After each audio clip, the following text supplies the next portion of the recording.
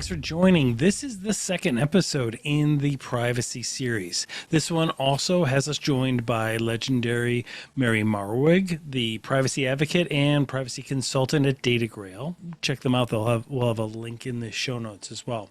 But in this discussion, we're discuss a whole bunch of topics related to privacy and cybersecurity, as well as best practices for managing data privacy. This is the story of Mary Marwig and innovative approaches to data privacy. Come join us as we dive deeper behind the scenes of security and cybercrime today, interviewing top technology leaders from around the world and sharing true cybercrime stories to raise awareness. From the creators of Vigilance, the newest global technology newsletter, translating cyber news into business language we all understand. So please help us keep this going by subscribing for free to our YouTube channel and downloading our podcast episodes on Apple and Spotify so we can continue to bring you more of what matters. This is Cybercrime Junkies, and now the show.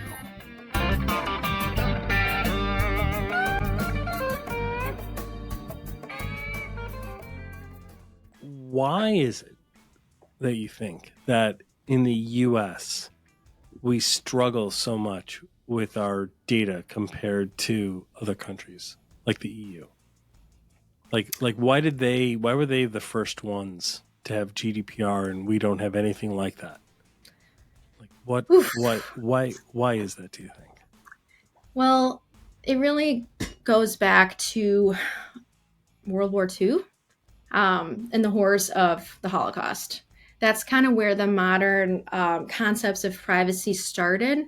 In Germany afterward, there were obviously, as you know, That's a really good point. That's a really good point. Yeah. They were able to track down who had what religious beliefs, who had what medical conditions, etc. It's horrifying. But that's where this concept really began of how you can weaponize data against people about things that are who they are, their religion, their ethnicity, their race, their family members, their citizenship, basic stuff that, you can't, it's highly sensitive information. But the data privacy. Meanwhile, in America, we're curating our lives on TikTok voluntarily, right? Oh my gosh.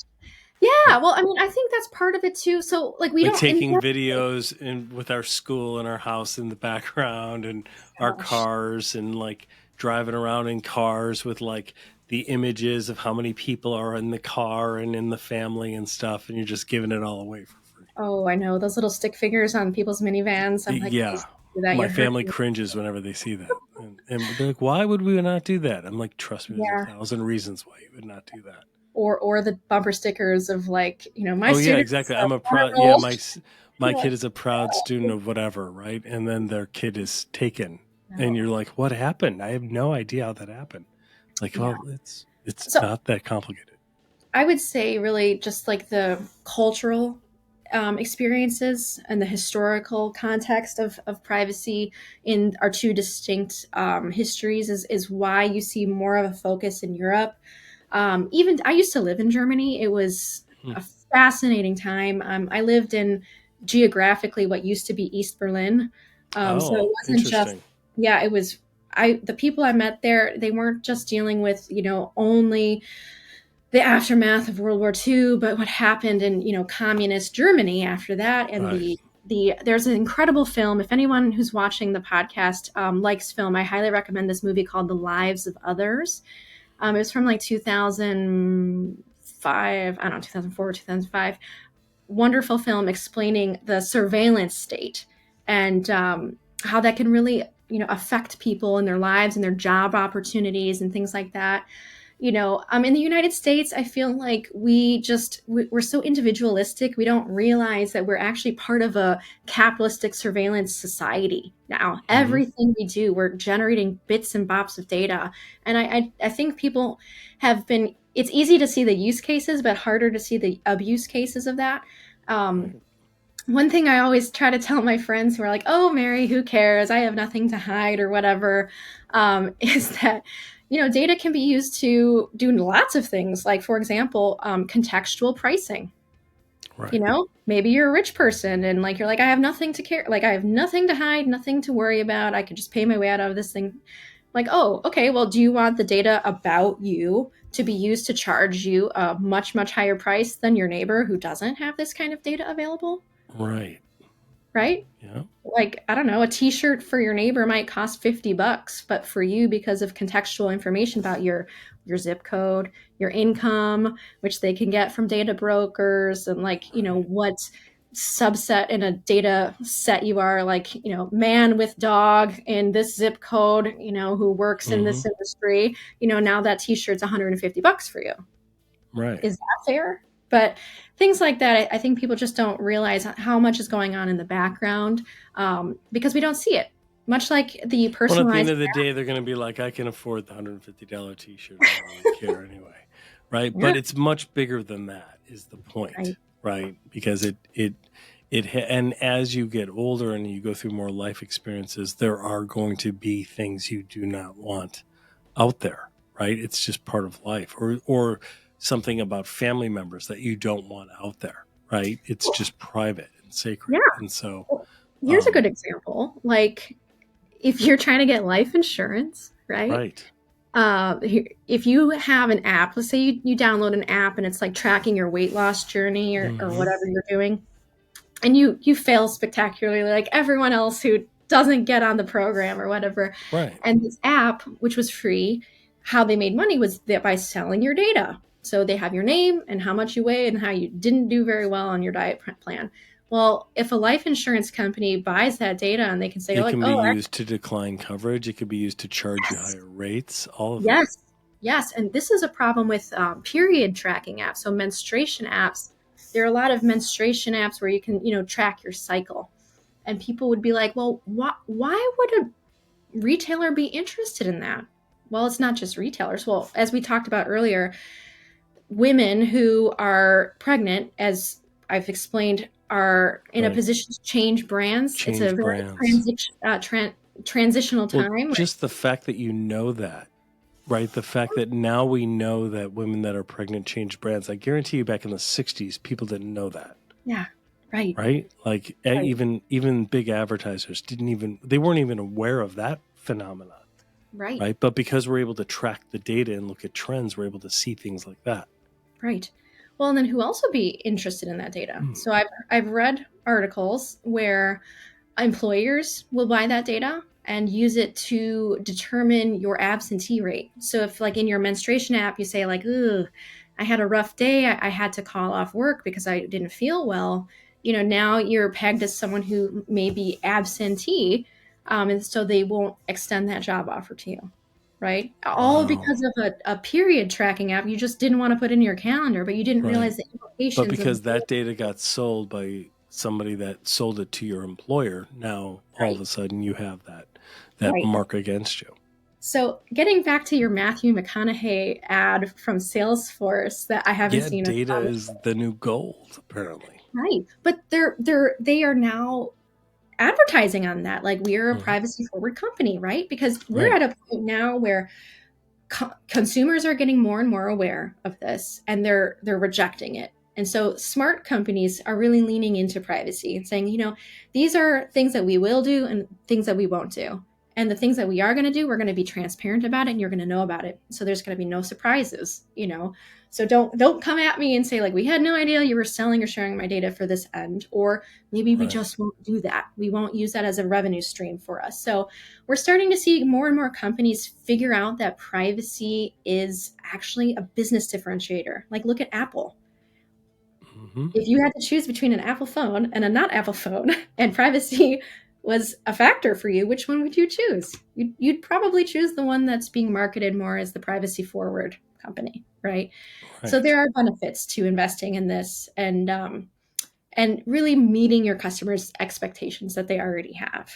Right. And no technology is perfect because even Apple has the new I believe that it's the new journal that is in the new upgrade in Apple, and that automatically tracks like certain things, like certain geographies, I believe. I read a report where there's not only some geo tracking, but also it allows kids to like journal and just lock it all down with their own Face ID, which creates a division between children and parents, right? Because there's such a push on parents to not want to violate their kids' privacy, but to know when they're communicating about things like suicidal ideation or cyberbullying and things like that.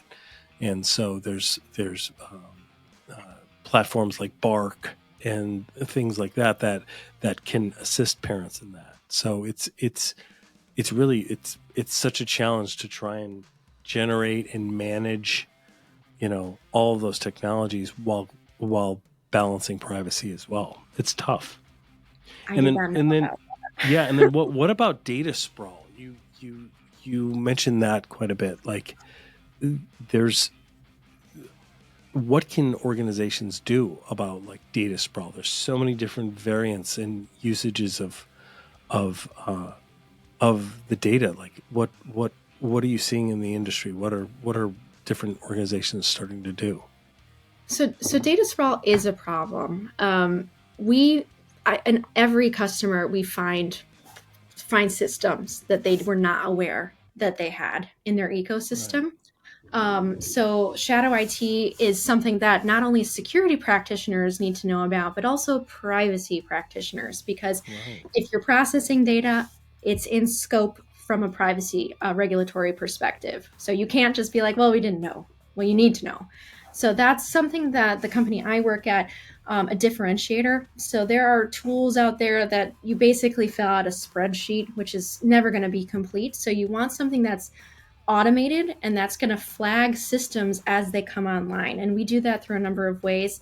Usually it's like relationship. We'll hook into your SSO. We can hook into your procurement tools. We can hook into your accounting tools. We can look into how different systems talk to each other to make that map. So understanding the processing environment is the first step, and really like the hardest step, David. That's really the most important part. If you're going to operationalize privacy, if you're going to say to somebody like, we're going to provide you this access request that you asked for, you can't just give them a half-hearted answer.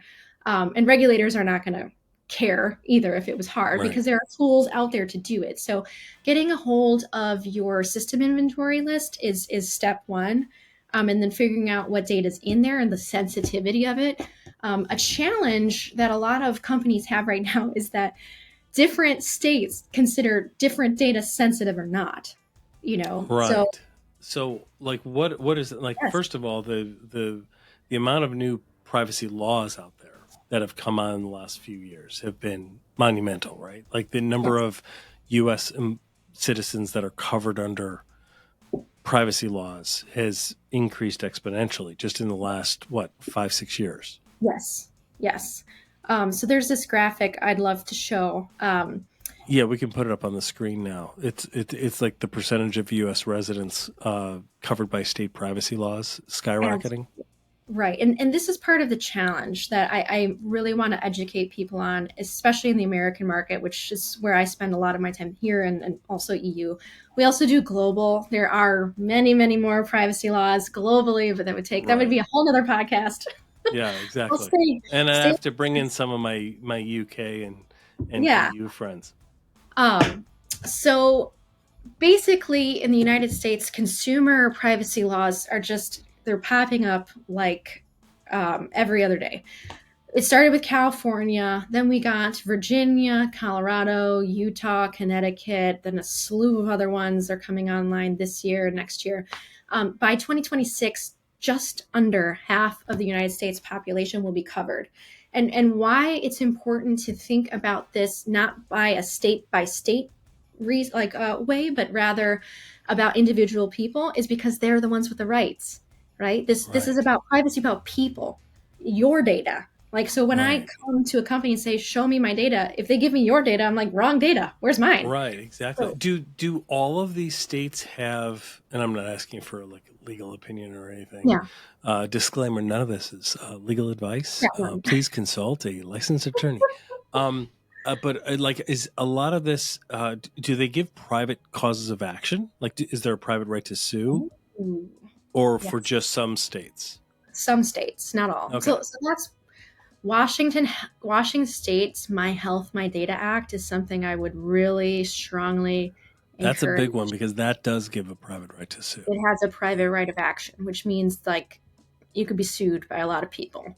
So not Right. just the attorney general can come after you, but everyday regular customers can as well. And the reason why I highlight that one is Insert class action attorneys in this line, right? Like that's because that's where the danger is, right? Because yeah, now all of a sudden privacy matters because when you have to pay out on a class action, it's not like a slip and fall accident, correct. right? And well, the thing about that law too is they define health data so broadly that it could really implicate almost any data. So the Oh, intent, really? That's much more broad than HIPAA I or the well, so HHS, right?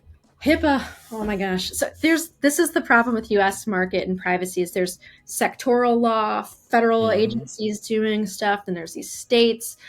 Right. I would say I'm not even going to touch that as its own beast. Yeah, it is. Staying on consumer privacy, but the issue is with the health data, like if you are, again, the vitamins, right? We're Right. getting back to these prenatal vitamins, or you're looking for something and it's implicating you for having some sort of disease or whatever. And it Right. might just be like, I don't know, you bought orthotics for your feet. I have no idea. Like whatever random Right. thing happens that you're just buying on like your foot inserts, oh, do you have diabetes? So do we put you on the Right. diabetes list or whatever? So basically, like kind of innocuous data today might actually be considered consumer health data under that law. So I would really encourage the folks listening to this podcast to look into that. What sort of data are you processing at your company, and is it in scope of that law? So that's coming online in March.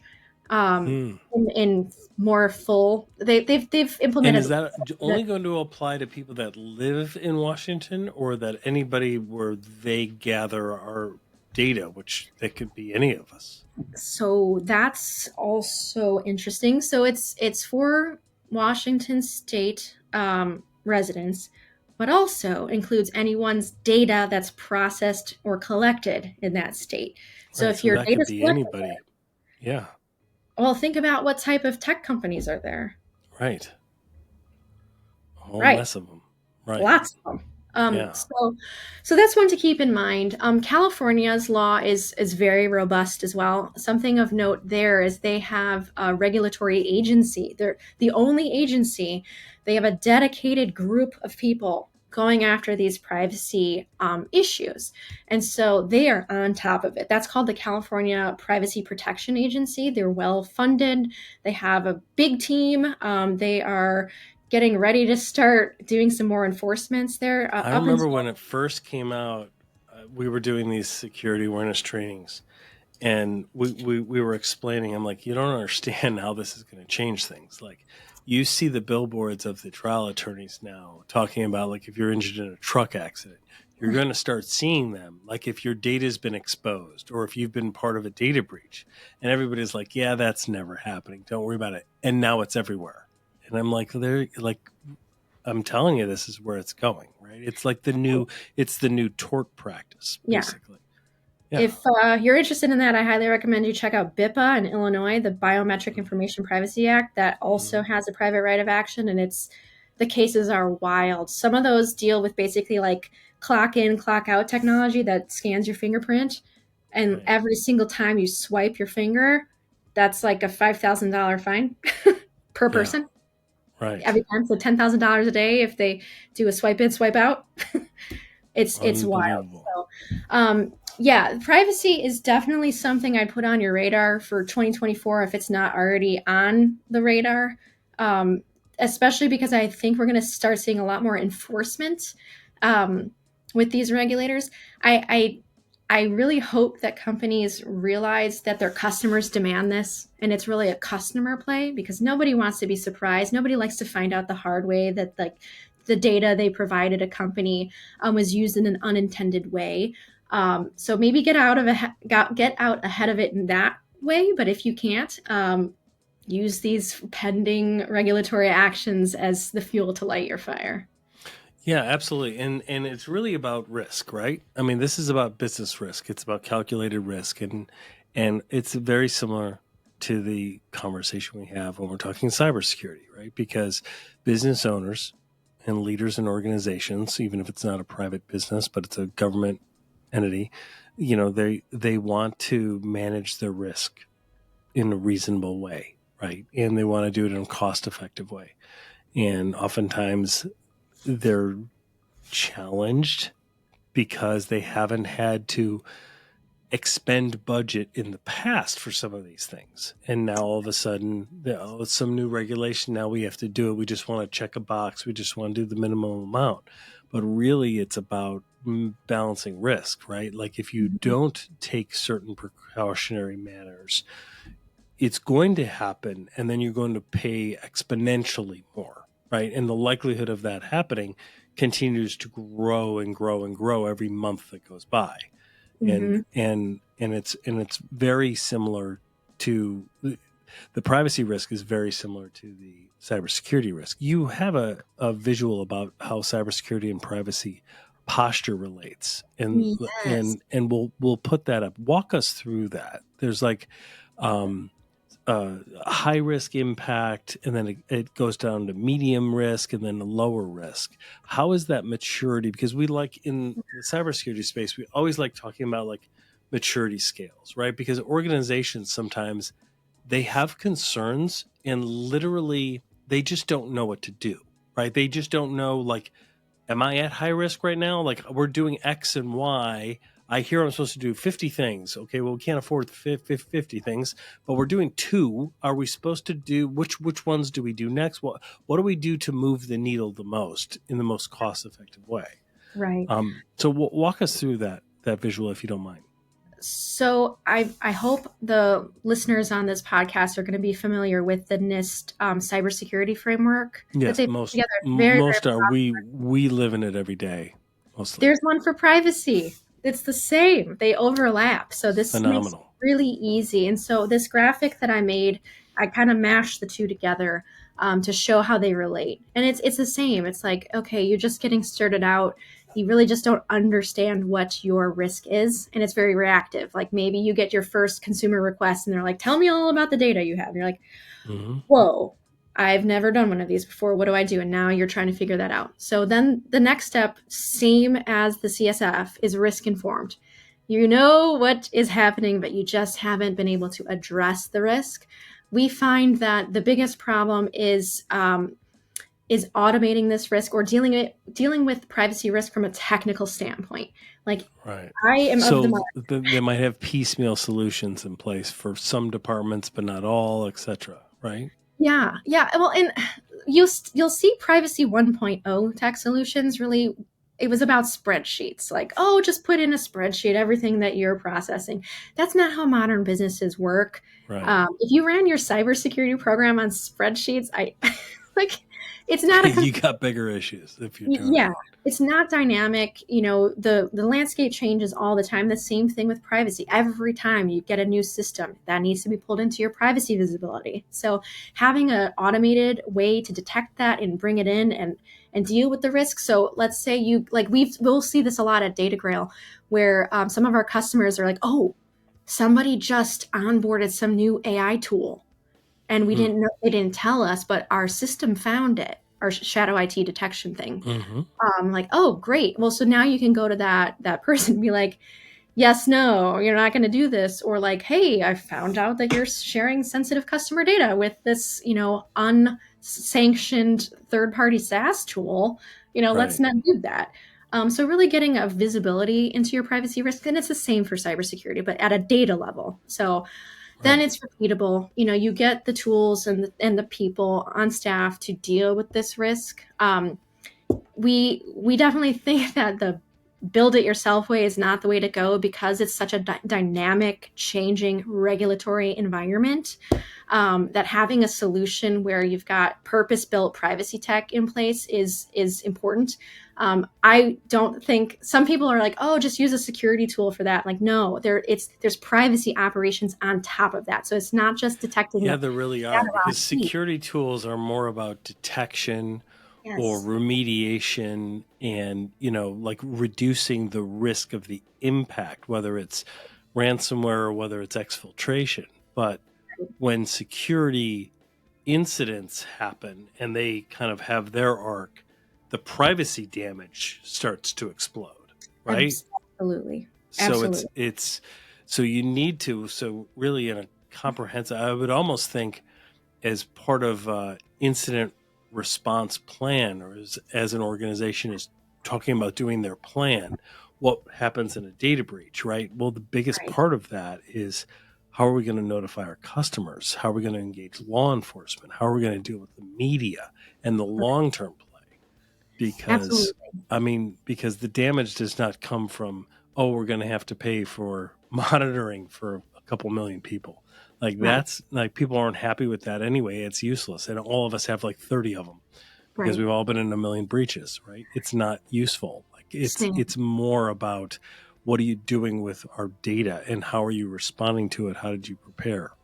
Absolutely. So you're absolutely touching on a point that for people that do cyber incident response, the privacy person at your organization must be a part of that, because when a breach happens and it implicates personal data of your customers, now these people have legal privacy rights. That is new. That is new. So Right. you have to respond to them within a certain time frame. If it's Europe, it's 30 days. If it's US, mostly 45 days. That's not Right. very long when you're dealing with an incident, right? Like 45 days comes and goes. Correct.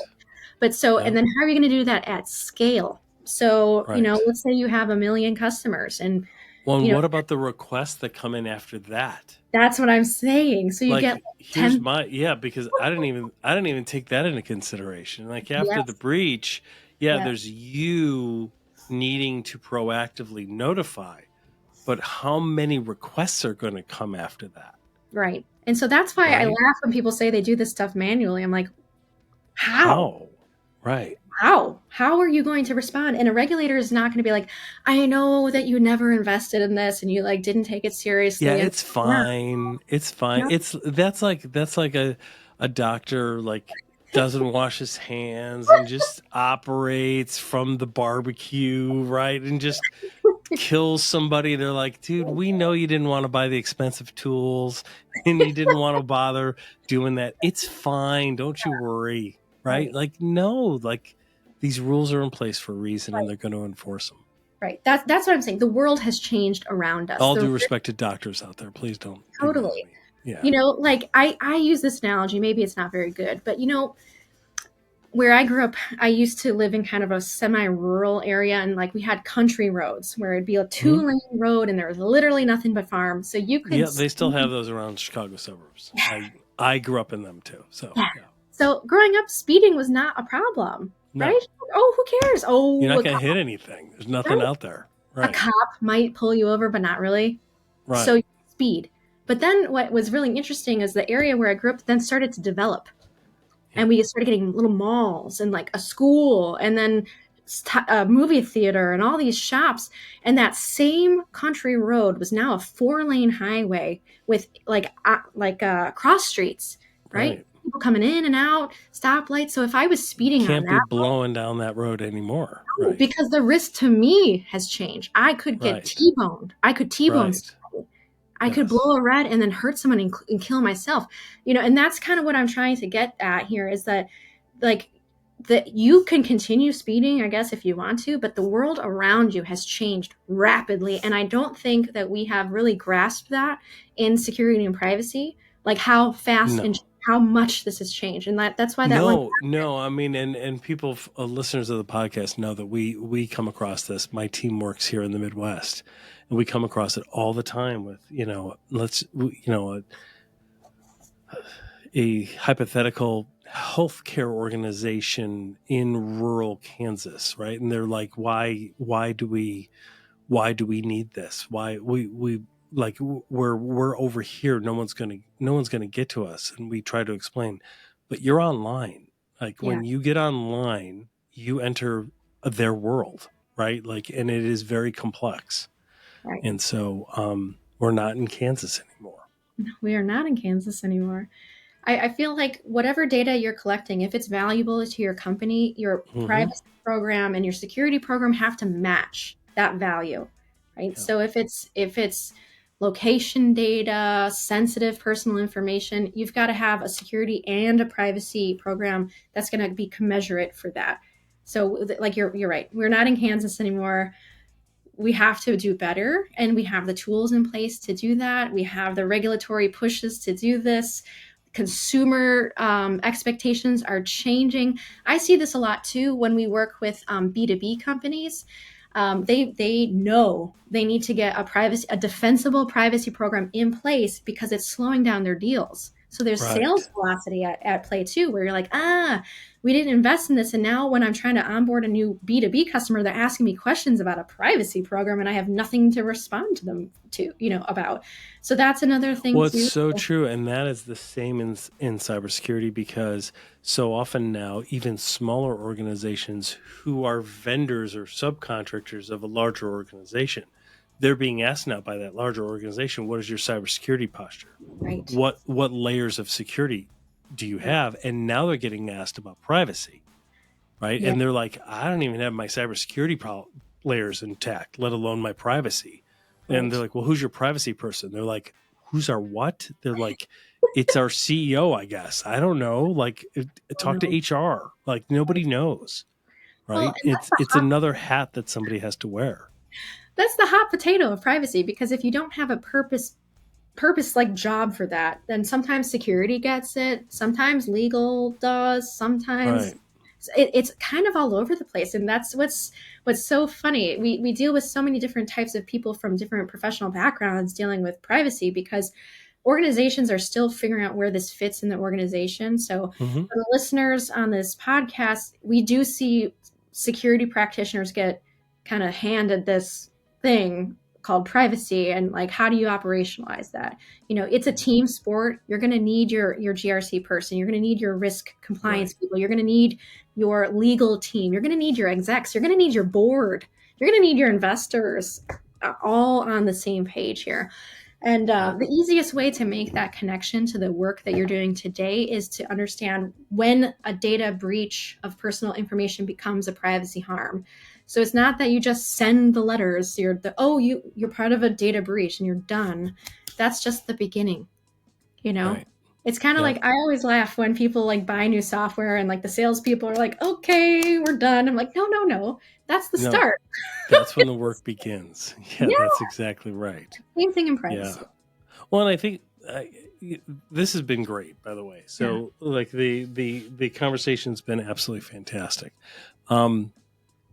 And we'll address the questions, and we'll gather those up. The most shocking thing is how much our data is sold and then resold that we're not aware of, right? You have a one last visual that talks about a study that was done about like all of the data, like our data is touched by thousands of different companies when we just kind of click, I accept, in the T's and C's for one app. Right. Like how is that, how did that get by? How is nobody manning the store at that point? I'm still boggled by that.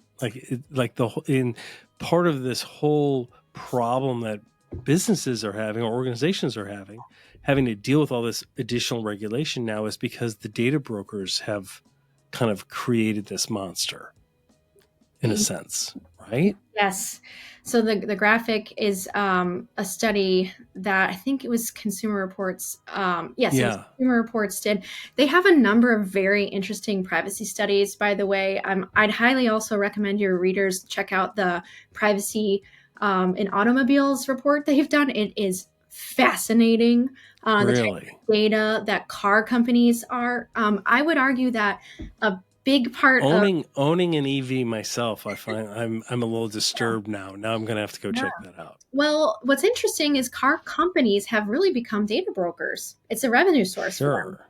So it's Right. not just selling you an IoT device, what called a car. Mm-hmm. Now what data are they collecting and then selling about you? Sure. So that this is kind of where monetization of data has just become so normalized, part of the surveillance capitalism society that we live in. But the problem is the consumers haven't really been privy to that.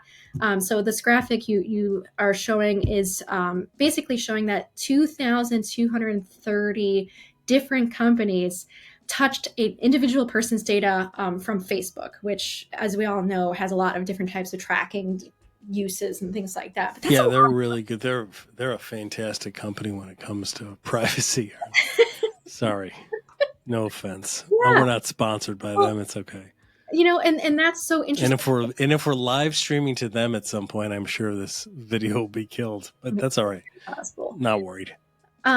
But what's interesting is a lot of people and users of Facebook don't even know that. Right? No, they have no idea. Pictures. They're still responding to the quiz about who was your favorite teacher back in high school, and Right. where did your parents meet, and what is your favorite food?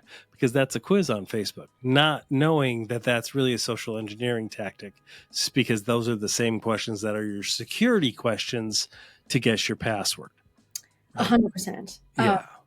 This has nothing to do with privacy really, but I'm like a huge proponent of like maybe moving on from passwords and doing other types of authentication. Passwordless would be great, or multiple. Or maybe biometrics, some type of keyword. Yeah, some type of key. I mean, a lot of people in the security industry have pass keys. Like a physical thing that have to go in. Yeah. We need to move past the knowledge-based authentication factors, passwords. Like I think you shared with me this morning, 26 billion records were, consolidated and now are for sale on illicit web right now. The big issue, here's the big issue. The issue is not only are we terrible as a culture of creating good passwords, but once we get a good one, right? We all have it. Yeah. We all have a really good one. But then once we get that good one, we're using it on everything. Like I've got my good password. I'm putting it on Facebook. I'm putting it in my banking app. I'm using it at work, blah, blah, blah.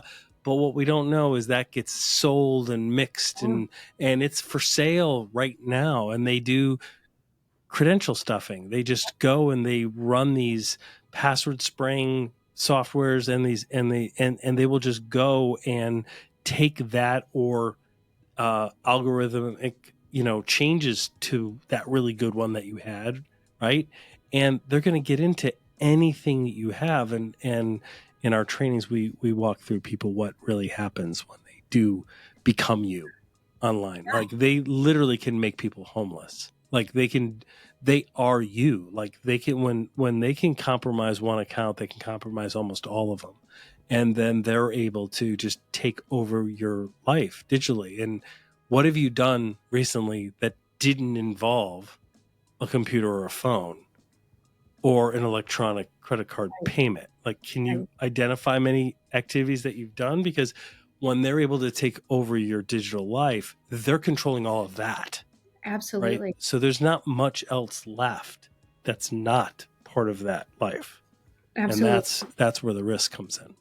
I completely agree, David. It's funny because I know better and I do have decent, I would say, password hygiene, and I use multiple factor authentication where available. And I'm not, I have to, we absolutely, I make no comment. No comment. Yeah, because we're all guilty of it, right? Oh, absolutely. Like I would love to say I don't have a really good password that I've ever used. Like, of course I have. Like, of course we have. But there are some things that we do now. Like I've gotten a lot better, especially starting this podcast. Yeah. A few years back, I've gotten a lot better. But it's just human nature, man. Hard. You're just trying to get out through your day, Yeah. And it's the same thing when you hit yes, I agree, even though you don't. When you agree data practices. But Yeah, I I was just want to download like the white paper. Oh, like there's some cool study or there's something I could use. I just want to do that. Like, give me your information. I'm like, sure, whatever. Here, just give me yeah, the download, right? Or right, let me download the app. right. It's crazy. It really is. So I hired a firm to do open source intel on me and see what Oh, they did found. you really? And I was like horrified. I was like, oh man, like I thought I was doing well. And like they were able to find stuff like it's like including passwords, like my go-to, crappy password for like when I'm trying to download something Right. silly, which anyway.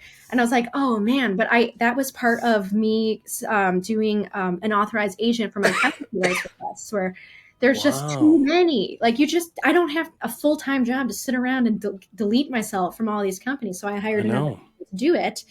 And So there are companies that will do like an OSINT investigation on you. so there's kind of layers of authorized agent companies. There's ones that are more automated and they'll just kind of fire off emails to companies. So like check out the Consumer Reports one. It's called Permission Slip. It's an app you can download. Read the privacy policy though before you do that. Mhm. And basically they'll just like fire off emails to big brands and saying like, hey, we were authorized by so and so to delete their data, please go ahead and do that. But then there are companies that do this as a service. So they do much more in-depth work on your behalf that's much more comprehensive. So there's about 50 of those types of companies out there. And if you want some names, I So can that's permission slip by consumer. Consumer Reports. Yes. But Cool. there's ones you can actually pay for. So that's a freebie. You get what you pay for. But Right. there's Of companies you course. can hire to do Yeah, this. but if they're searching for that, they'll come across the more extensive ones. Right. Well, and so here's how this ties back into privacy, though. So if you're one of those companies, like, so for example, when I did the permission slip, they had companies in there like Home Depot and AMC Theaters. Hmm. And so now Home Depot is getting all of these privacy requests from this app called Permission Slip on behalf of millions of people who've Oh my downloaded this gosh. app. Oh, And imagine now everybody shops at Home Depot almost, right? So now all of a sudden you get this flood of consumer privacy requests. How are you as a company going to operationalize that? Like, how it's, did they? Do we know? I don't know. I haven't talked to them. I should. Yeah. But yeah, stuff like that where it's the scale of what's happening in privacy Holy is cow. also Yeah. I didn't even think about underlined. that. That's a great point. Here's an app that's there to help people. And Yeah, now we just caused a company to like employ 5 people because they have to like start to deal with this or to engage with managed services, outsource right, right. contracted services, Well, or and that's both, why I'm right? really strongly suggesting people look into automation capabilities to meet Oh that demand. yeah.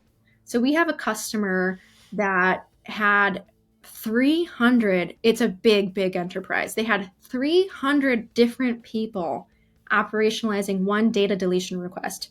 That's because they would go to the system owners and be like, delete so and so out of this CRM, delete so and so out of the Oh my marketing thing, gosh. delete so and so out of the payroll thing. Like it's just like now you're bothering system owners where they're like, I have my own job to do. I can't just delete Right.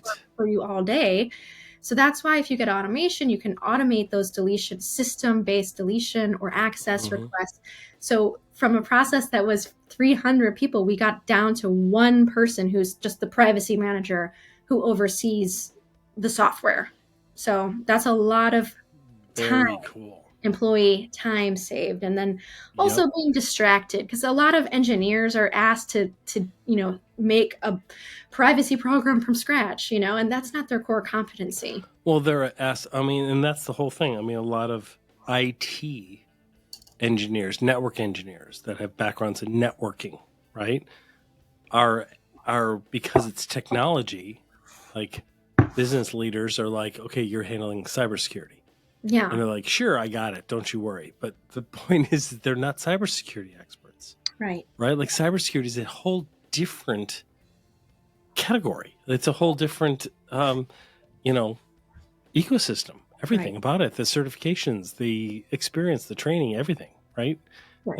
There's so many different layers. So Well, and so here's something else to consider is if you do, which I'm hoping people do, get a system to deal with your privacy operations.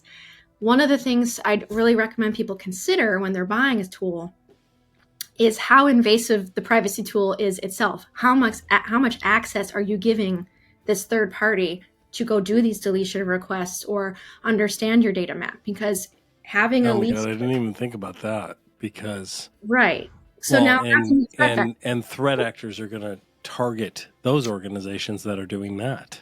Well, so that's why you need a tool that has the least privilege access to achieve privacy problem. We see a lot of companies that are like, we can be everything to all people and we can do all of this stuff. Just give us access. And I'm like, whoa, sirens blazing. Like, not. Let's not do that. If you're trying to operationalize a consumer's data privacy request to delete their data, you don't need to give all of this access to a privacy provider just to do that. Go do that.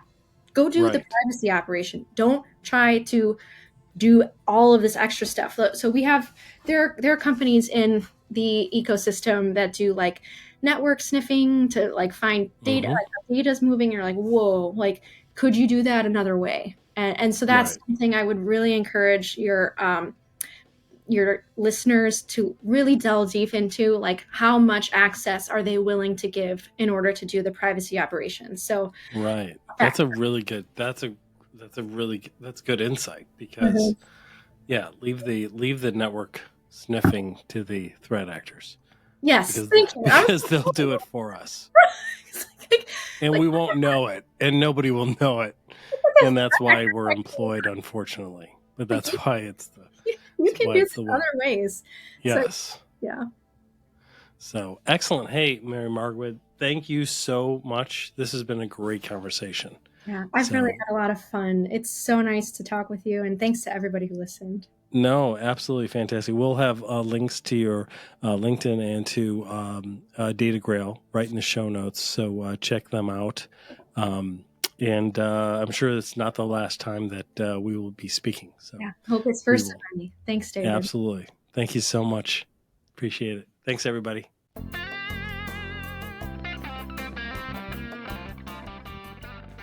Well, that wraps this up. Thanks for joining, everybody. Hope you got value out of digging deeper behind the scenes of security and cybercrime today.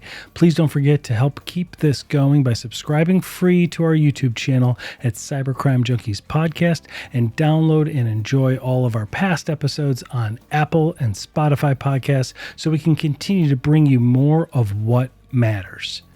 This is Cybercrime Junkies, and we thank you for joining us.